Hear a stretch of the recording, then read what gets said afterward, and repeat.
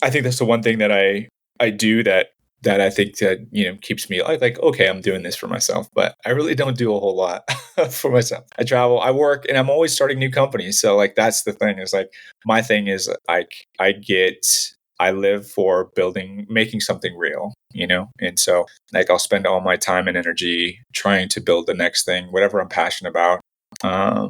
And I just been lucky that I've been building in payments infrastructure for so long that it's just moving money will never go out of style. And there's always new things and new creative ways to make things easier and more simplified. And so I feel like there's just so much room and so much potential to continue to build things. And that kind of takes up most of my time, honestly. So, and then I'm just a jeans and t-shirt guy, so that's it. Welcome, millionaires and future millionaires. You're listening to the Millionaires Unveiled podcast, a show where you'll hear the stories and interviews of everyday millionaires. We'll unveil their decisions, their strategies, and their portfolio allocation. Now to your host, Jace Mattinson. Welcome back to another episode of the Millionaires Unveiled podcast. This is episode number 350. We don't have Stace today. In fact, she did just have the babies. So I know there's been several of you that reached out on that. Everybody is healthy and home and feeling great. And super excited to have twins in the house and be a family of 7. But anyway, this week we have Chase, the net worth of $350+ million, sold a payments company, a few other things. And it can be a great interview. I know we kind of mentioned this a little bit ago, but we didn't have somebody on for episode number 300 that was worth 300. We've been trying to do that at the 100 mark, 200 mark, and the 300 mark. But at this point, we do have Chase. So going to be a great episode with him. If you'd like to be on the show, send us an email, millionairesunveiled@gmail.com. Always looking for new great guests. Also, if you haven't left us a review or rating, please do so on iTunes, or we're getting quite a few of you putting in reviews also on Spotify. So, going to be a great episode this week with Chase. And without any further delay, let's get right into it with him. Chase, do you want to just give us a little about your background or what you're up to now? So my name is Chase, and I'm on here with Jace. I've been in payments for 30 years, basically my whole entire adult life. I've been in the credit card business. My dad told me when I was young, to get into a business where it was never going to go away. And I just figured credit cards was never going to go away. And I was right. So I started building my first company when I was 19. By the time I was 32, I was doing about $40 million a year. Started building technology as a non-tech founder in 2014. Came up with about 7 patents in virtual credit card issuing. Everyone's used to having cards on their phone now, but that wasn't a thing back in 2013. Nobody even knew that stuff was going to come to the market. And so I was kind of on the forefront of that. I built a pretty big company, had hundreds of employees, got acquired for hundreds of millions. And I started building a new company after that because I can't help myself. And that's all I do is I just arbitrage and then put it to the next thing. And, so now after I exited my last company, we started giving back more often. And then what I realized was that I never understood the impact of my dollars. And so, when you give to a charity, you just really never know whatever happens to the money. And when you give to a GoFundMe campaign, you never know what's going to happen. So I sought out to solve that problem because I had done that in the business world for the supply chain for the last 9 years before that. And we accomplished that mission. And now that business called Wishes is launching March 19th, and super excited about that. But that's me in a nutshell. So awesome. Yeah. A lot to unpack here. And I'm super excited to get into the details. But before we do, what's your net worth today? I was super rich on paper. So hundreds of millions of dollars, on paper for sure. So awesome.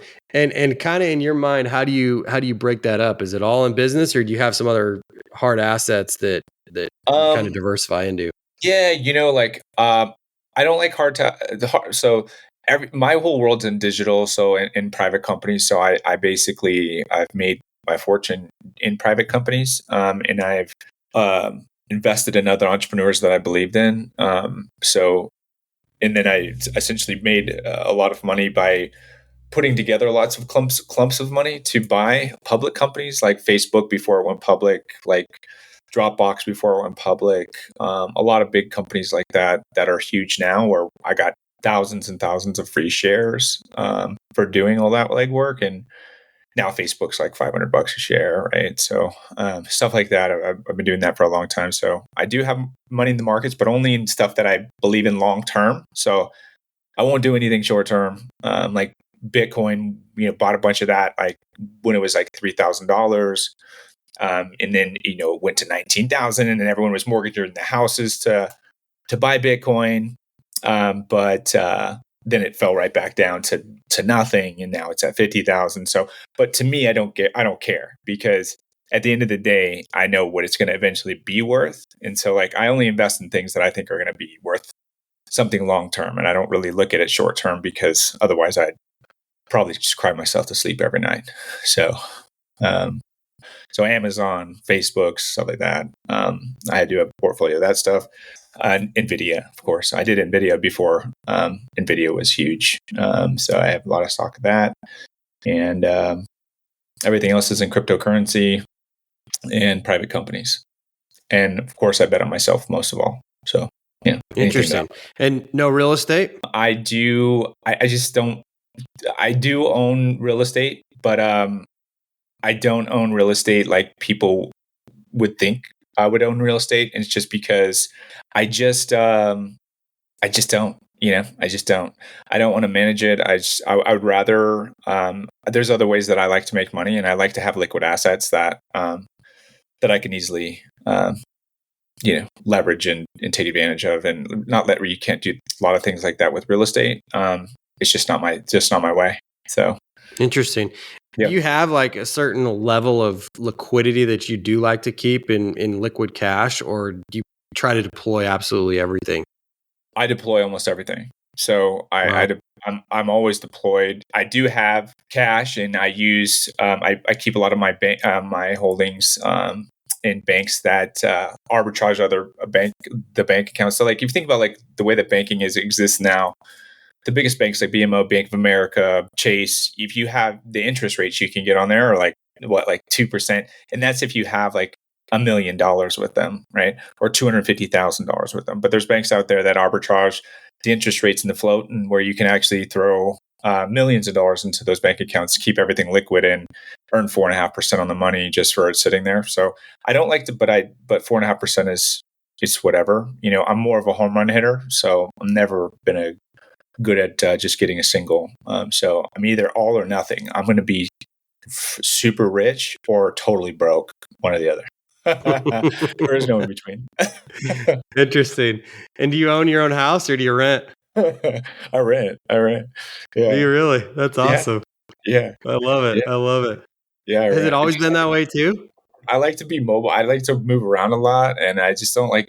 There's like, and then I'll have things in trusts and stuff like that. But I rent actually myself, sir. So. And have you rented for forever? Have you never owned a home, or? No, I've owned homes in the past, for sure. But I've been married twice too. So I see what you did there.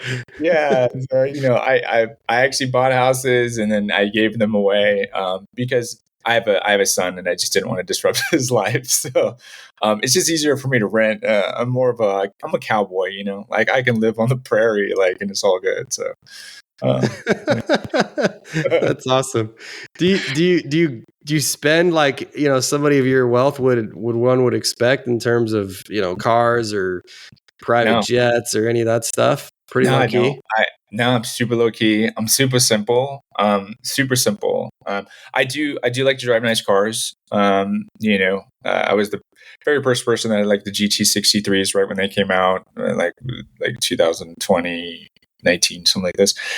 I've always had nice cars, but I think that's the one thing that I do that that I think that, keeps me like, okay, I'm doing this for myself, but I really don't do a whole lot for myself. I travel, I work, and I'm always starting new companies. So like, that's the thing is like, my thing is I live for making something real, And so like, I'll spend all my time and energy trying to build the next thing, whatever I'm passionate about. And I've just been lucky that I've been building in payments infrastructure for so long that it's just moving money will never go out of style. And there's always new things and new creative ways to make things easier and more simplified. And so I feel like there's just so much room and so much potential to continue to build things. And that kind of takes up most of my time, honestly. So, and then I'm just a jeans and t-shirt guy, So that's it. Yeah. No, that's interesting. So I want to go back to a comment that you made that your dad told you to get in business and something that you thought was never going to go away. Why payments at 19? I mean, that just seems so kind of out of the ballpark to go after that, especially at that time in, our country's history, so to speak. I mean, it was pretty early on, right? Yeah. Well, 1998 was when I got into payments, and at that time, it wasn't even really. I mean, think about like 1990 really was when credit cards started really happening. Honestly, there was like a MasterCard the bit before that, but really half of the businesses in America didn't take credit cards at that time, and so 1998 was like the Wild West of credit card payments. And I fell into it. So, what happened was I dropped out of college. Someone told me that insurance, you're going to make residual income. That's the way to do it. A bunch of old white guys told me that selling insurance was the thing. And so I did, and I was really good at it. But I realized that everyone at the insurance company was super old, and all I did was work. And I didn't really have friends my own age that were making the same kind of money. And I kind of fell into the payments because I didn't want to do insurance, but I knew that residual income was the way that I wanted to ultimately make money. You sell one policy, you make money on that policy every month or every year, right? But credit cards, you sell one account, you make money on that account every single month. And back in 1998, half of the businesses weren't even taking credit cards. So setting up, but they all knew that they needed it, right? Everyone wanted to spend with credit cards. And so it was just super easy to sign up businesses, and I was really good at it. And so residual income became very easy for me to make. And, by the time I was 23, I was making like, $20,000-$30,000 a month at 23 years old. And at 23 years old, I mean, I don't know a lot of kids that were making that kind of money at that time. And, and so I took off a whole entire year, and I was golfing for the whole year, but I golfed the whole entire year, and I still was making that kind of money. So I was just like, man, this is like, but I was trying everything else, and what happened was my dad was like, dude, what are you doing? You're trying to do real estate. You're trying to do this. You're trying to do this. And all the while, here you are spending all this money every day, and you're still making all this money. He's like, that's the business. Like, what are you doing? Like, this is the business right here. Don't be stupid. Like, if you just focus, And then at 29, I had my son, and I was like, I'm going to get serious now, and I'm going to take this serious. And then I built a pretty big business, built that into a pretty big business from there. So, and then I just knew that building technology was the future, but I didn't really know what to do, right? I was like, I know how to sell stuff for sure, I'm good at this, but building stuff, like, I have lots of ideas. People have lots of ideas, but it's like, okay, like, how do you go build that stuff? You got to get engineer. I didn't even know, what is an engineer? Like, what do they even do actually? Like, what is this thing they call code? Like, I don't even know what that is. Like, what type of engineer? I didn't know anything. And so like, I spent millions of dollars trying to figure it out. And, and I built a huge business on some twigs, and then I, had to rebuild it because it was just, we were doing so much volume, but those are the things you learn, and you don't really, there's no other way to learn it but to learn it. That's just it. It's just like, you got to get down in the weeds and take out the weed whacker, Yeah, you can't really go around it. You just go right through the middle of it and figure it out as you're kind of going down the row, huh? Take a machete out, cut the king cobra's neck off, that's yeah. That's crazy. So what kind of business was your dad in? I'm just curious as he's advising you on all this. Well, no, I mean, he wasn't advising me. He was an electrician, so basically, but he was running big jobs back in the 2000s. Like he was like the general foreman running like jobs with hundreds of guys. And I would go out to his job sites because he was like, you can go in the trades, they're like, hey, electric, nothing wrong with being an electrician. They great trade, great money. But you're doing the same thing every single day, and I was just like, I was in, this commercial building and I was pulling wire through one of the frames in this commercial building. And I was like, dude, I can't do this for every day. I can't, this is not me, dude. I could go I belong out there, like talking to the people, like doing something, and I was like, I just gotta I can't do this, I mean, I could do it, but I just didn't want to do it for the rest of my life. It's like, no. So, my dad just had some solid advice, he wasn't risk adverse. My mom was a teacher. She was the one that was pushing him to be the general foreman at these big companies. But my dad had he wanted to be an entrepreneur. He just didn't know how to charge people the right way. So he would end up doing the jobs where he'd be breaking even all the time. And then you can't do that and run a business and actually feed a family, of 4 kids. So,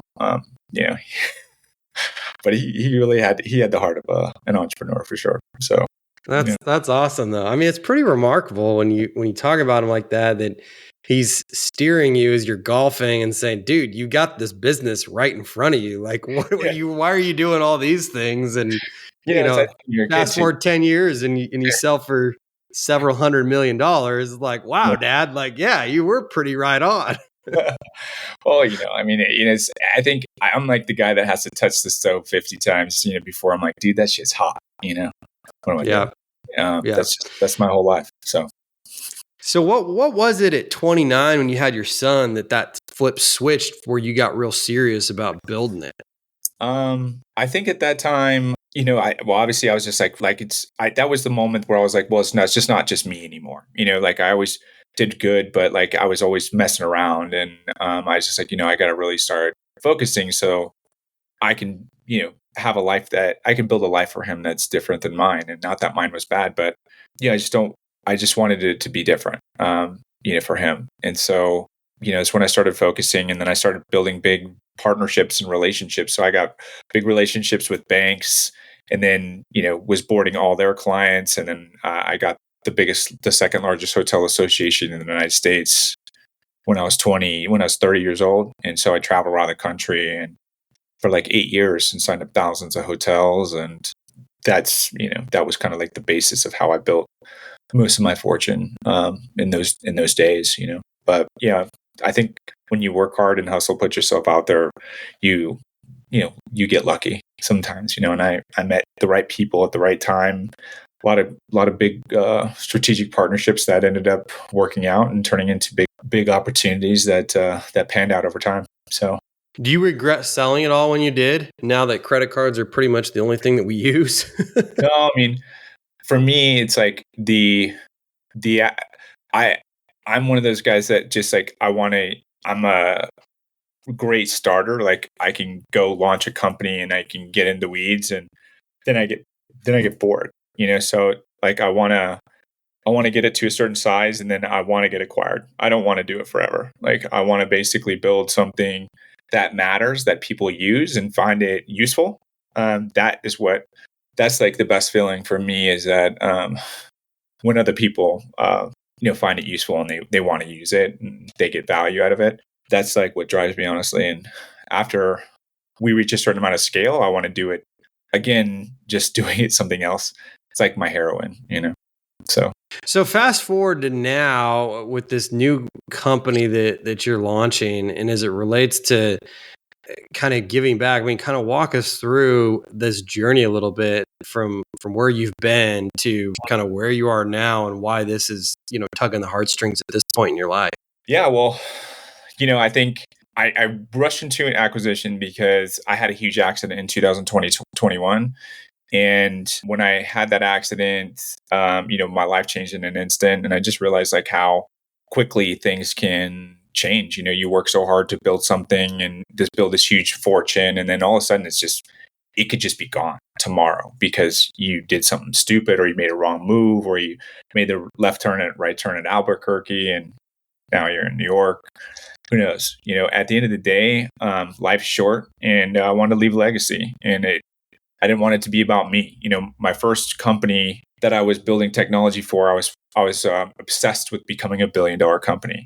That's all I wanted to do and that's all that mattered. I sacrificed all my relationships and everything to become that. And this is B 2.0, where we're going to help 1 billion people instead of focusing on making $1 billion. So to me, it's making a legacy that will change an industry. I feel like charitable giving is the one industry that's it's a black box. It's still, to this day. And I think most donors, if you ask them for real, like, hey, why don't you give? The reason is because they don't understand what goes to admin, what goes to impact. And you go to every grocery store and everyone asks you for $1, but no one knows really where that dollar goes, or who it's helping, or what charity is actually benefiting from this, or how that charity is using that money. At the end of the day, we all just want to know. There's no connection in giving anymore. You give because you feel like you're doing the right thing, but you actually have no idea what's happening on the other side of that dollar. Nobody does. And so, the reality is like, I want to make dollars impactful. I want to make my dollars matter. And to me, the return on impact matters. Like, why are you giving just to give? Like, nobody has like just hundreds of millions of dollars away to just like give it all away. Like, most people care about what happens to their money. You buy a hamburger because you're hungry, not because you're not hungry, right? You want to. I take this example: if you go down the street, you see the bum with a sign, and he's like, "Hey, I need money for food," right? Most people won't give that bum money. But if you knew 100% that person was going to use that money for food, 100% you knew it, and you could understand like where those dollars were spent, that would change the dynamic of how many people would give to that person. Because our thesis is, and we know that this is true, is that if people understood where their money went, they would give more and more often. And I think that's just the reality that we'll see play out. And our idea is we want to change charitable giving so that way it makes it more impactful moments for people everywhere, and more people will get help. More charities will be able to fulfill their mission, and donors will always understand the connection and the impact that they make with their money. And I think that's important, and that's the future of charitable giving. Whether I do it or somebody else does it, that's just what's going to happen. So it's very commendable what you're doing with that.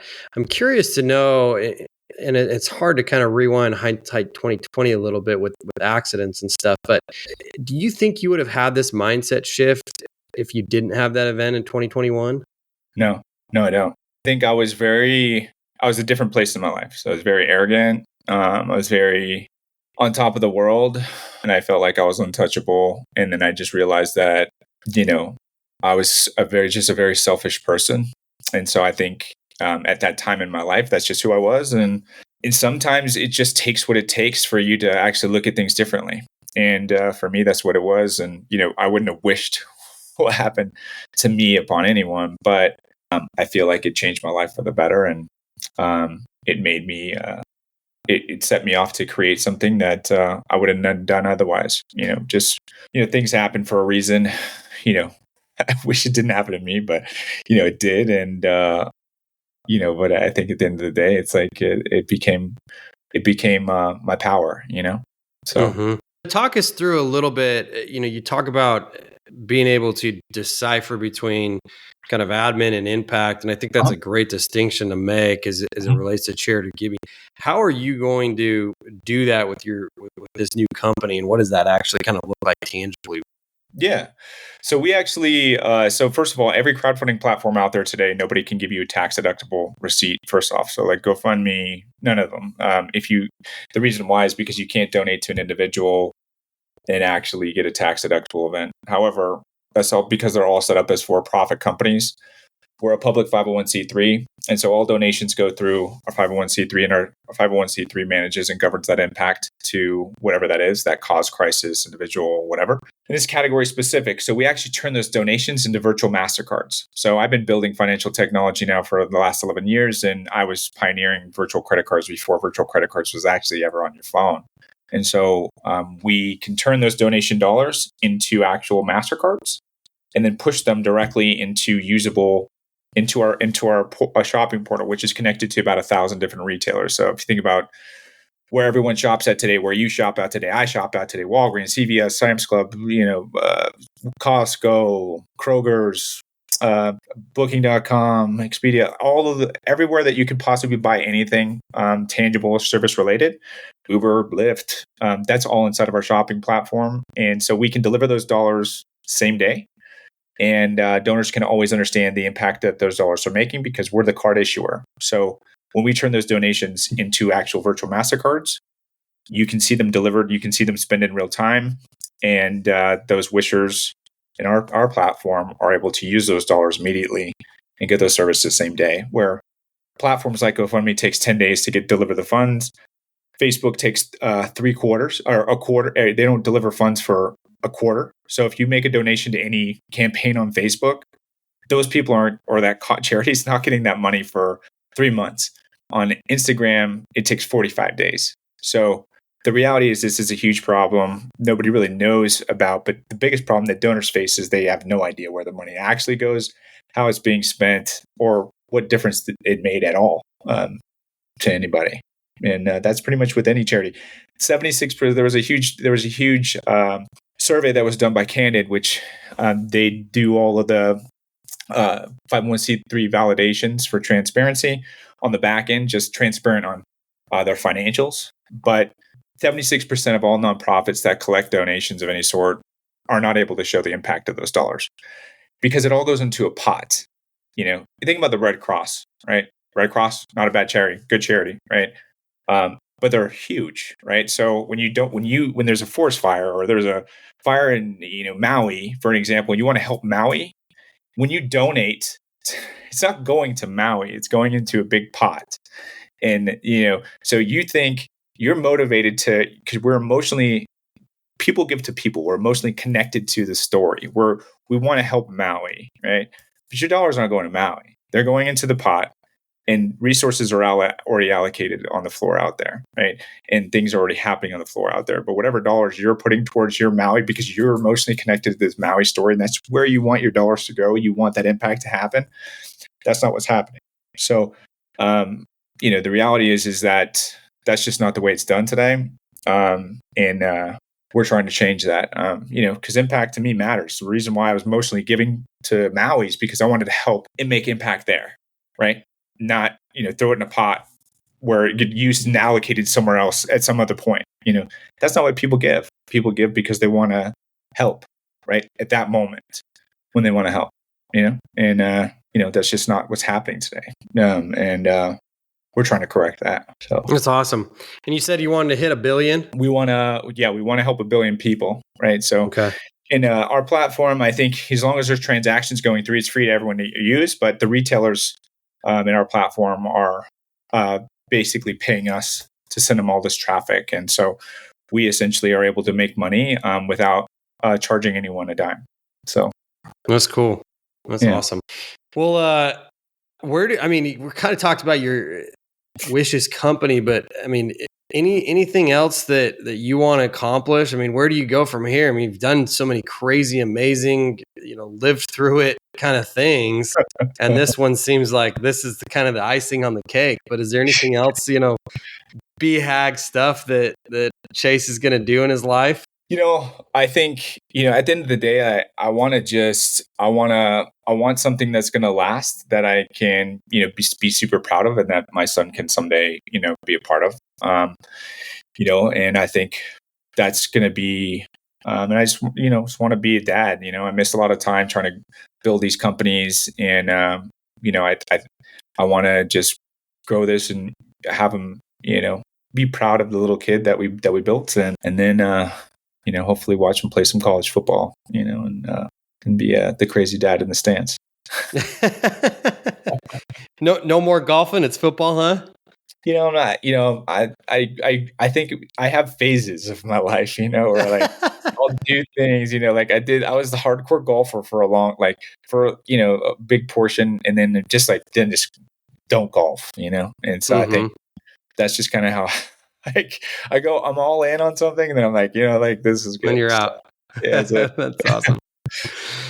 Well, good, man. Let's wrap up with some rapid fire questions. What's the most expensive pair of shoes that you purchased?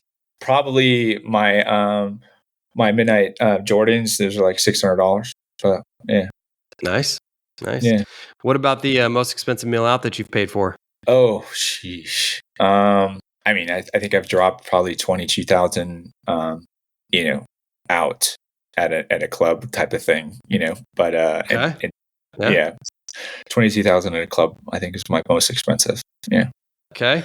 What about the most expensive bucket list experience or trip that you've been on? Spain was my favorite. I went to Ibiza. I was in Ibiza. We had a yacht out there for a week and did Ibiza, Pamplona. I did the running with the bulls, and then Barcelona was talking on stage out there, and that was probably one of the coolest trips I've ever been on. It was really awesome. It was super memorable. I had lots of good friends, and it was a blast. That's cool. Not too cheap. Yeah, I bet. What's the most fun that you've had with money? I think the power of the human is not what you can actually do with money, but what you can do without it. I feel like really the real power of a person is how you can scrap and make it every time. And I think, money is just a thing, man. At the end of the day, like if you're good at making money, you can make more, and there's always more to make. And I think, making things that matter and doing stuff that's impossible without actually having money behind you is more impactful and more meaningful than having money and trying to act like a baller. Okay. What's the craziest thing that you've ever done to earn money?